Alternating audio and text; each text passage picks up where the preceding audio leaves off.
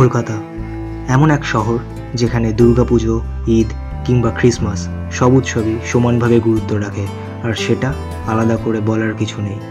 আর আজ আমরা উপস্থিত হয়েছিলাম জাকারিয়া স্ট্রিট আর নাখোদা মসজিদে। তো চলো ভিডিও শুরুর আগে নাখোদা মসজিদের ইতিহাসের পাতা একটু উল্টে দেখা যাক। তো নাখোদা মসজিদ ওয়েস্ট বেঙ্গলের সবথেকে বড় মসজিদ। তবে 1854 সালের আগে গল্পটা ছিল একটু আলাদা।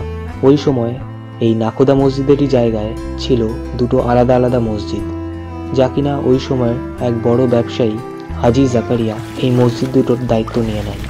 আর এই মসজিদ দুটোর মাঝখানে যে জমিটা ছিল সেটি কিনে নেন। আর তারপরে তৈরি হয় ইতিহাস। কী ইতিহাস? আজকের নাখোদা মসজিদ। Hi, this Rodeep and welcome to রাবাউট। তো আমরা হঠাৎ করেই জাকারিয়া স্ট্রিটের প্ল্যানটা করে ফেললাম আমার 4টে বন্ধুর সাথে। 4টে বন্ধু কে কে যাবে তাদের নামগুলো বলে দিই শর্টলি। একটা হচ্ছে আরবাস and another one is Krishnendu, আর আরেকটা কৃষ্ণেন্দু। একটা কৃষ্ণেন্দুকে ধরে নাও কৃষ্ণেন্দু 1, আর একটা কৃষ্ণেন্দু 2, আর আরেকজন আমি। আরেকটা বন্ধু হয়তো জয়েন করতে পারে, সে জয়েন করলে দেখতে পাবে। আর আমাদের পৌঁছানোর টার্গেট হচ্ছে গিয়ে 5টা, এখন অলরেডি 4টে বেজে গেছে। আর এবার স্টার্ট করবো বাড়ি থেকে, এখন আমি বাড়িতে আছি। সো চলো, let's start the journey towards Zakaria street. তো এইমাত্র আমরা হাওড়া স্টেশনে নামলাম, দেখা হয়ে গেছে একটা কৃষ্ণেন্দুর সাথে, আর একটা কৃষ্ণেন্দুর সাথে দেখা হবে এখন। তো চলো এখন আমরা মেট্রো নেবো, মেট্রো নিয়ে ডাইরেক্ট মহাকরণে নেবো, মহাকরণ থেকে জাকারিয়া স্ট্রিট। চলো let's go. So yeah, this is our metro station.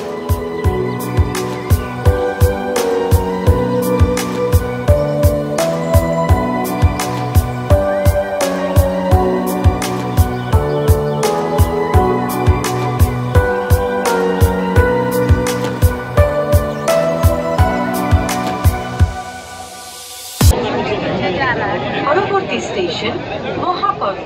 Kolkata metro rail आपका स्वागत জানায়।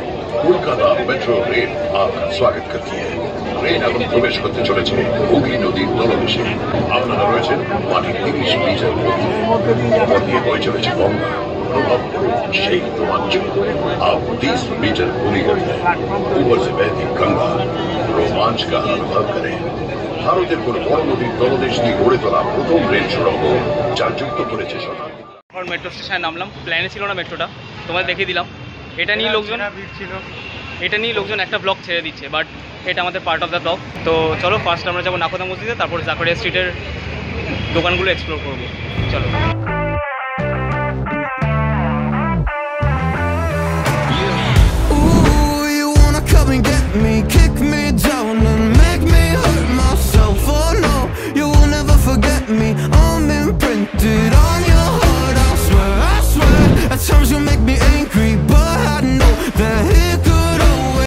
মসজিদে ঢোকার আগেই সবার সাথে দেখা হয়ে গেছিলো। মসজিদ থেকে বেরিয়ে আমরা সবার আগে যে ড্রিঙ্কটা ট্রাই করি সেটা মাহাব্বাত কি শরবত।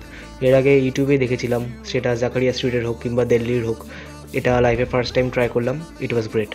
বলো কেমন লাগলো? কেমন? সেরা। আর বাস ছোট ভাই বলো কেমন লাগছে? তো মহাব্বাত কি শরবত খাওয়ার পরে আমাদের যেটা নেক্সট আইটেম ছিল সেটা ছিল চিকেন হালিম। হালিমও এর আগে ইউটিউবে প্রিপারেশন দেখেছিলাম, রেসিপি দেখেছিলাম বিভিন্ন টাইপের হালিমস, বাট নিজে কখনো ট্রাই করা হয়নি। এই হালিমটাও লাইফে ফার্স্ট টাইম জাকারিয়া স্ট্রিটে ট্রাই করেছিলাম আমরা। হালিম খাবো ফার্স্ট টাইম, সিরিয়াসলি লাইফে হালিম খাই ফার্স্ট টাইম খাবো, বাট চিকেন হালিম। তো চলো লেটস গো। তো হালিমের পরে আমরা যেটা ট্রাই করেছিলাম সেটা ছিল ফ্রাইড চিকেন। সেটা ছিল দিল্লি 6 থেকে, দিল্লি 6। তো যাই হোক, আরেকটা পাশে ফেমাস রেস্টুরেন্ট যেটা কিনা জাকারিয়া স্ট্রিটের রমজান মাসে খুবই বিখ্যাত, সেটা হচ্ছে তাসকিন। তো তাসকিনে আমাদের খাওয়া হয়নি সেদিন, অলরেডি অনেক খাওয়া হয়ে গেছিলো। তো আমরা দিল্লি 6-এ ট্রাই করেছিলাম ফ্রাইড চিকেন। এইভাবে খেয়ে নিবি? তুই খেতে দিবি না? তুই এবার খেয়ে নিবি? হ্যাঁ। আর বাস ছোটো ভাই এবার চলে যাবে একটু পরে, বড় খারাপ লাগছে। তো চলো এবার আমরাও বেরোবো এই খাবারটা শেষ করে। এই 3টে জিনিস ছাড়াও আমরা ট্রাই করেছিলাম গাজার কি হালুয়া, ফালুদা, আরও 2-3টে আইটেমস, ওগুলো খেয়েছি শুধু, আর শ্যুট করা হয়নি। তো যাই হোক, ওই দিনে এই অ্যাক্টিভিটিসগুলোই আমরা করেছিলাম। ফাইনালি আমাদের বাড়ি যাওয়ার টাইম হয়ে আসে। অনেক কিছু এক্সপ্লোর করা বাকি থাকলেও আর টাইম থাকে না, সো এরপর বাড়ি ফিরে যেতে হয়। তো আজকের ব্লগটা এতটাই ছিল।